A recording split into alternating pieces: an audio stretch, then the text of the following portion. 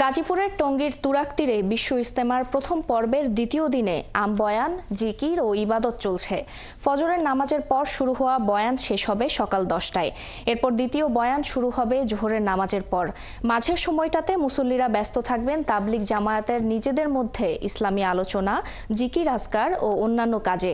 এর মধ্যেও নতুন করে আসছেন মুসল্লিরা। ইজতেমাস্থলের বয়ান মঞ্চ থেকে মূল বয়ান উর্দুতে হলেও তাৎক্ষণিকভাবে বাংলা, ইংরেজি, আরবি, তামিল, মালয়, তুর্কি ও ফরাসি সহ প্রায় 24টি ভাষায় তা তর্জমা করা হচ্ছে। বাদ আসর ইজতেমার অন্যতম আকর্ষণ যৌতুকবিহীন বিয়ে অনুষ্ঠিত হবে।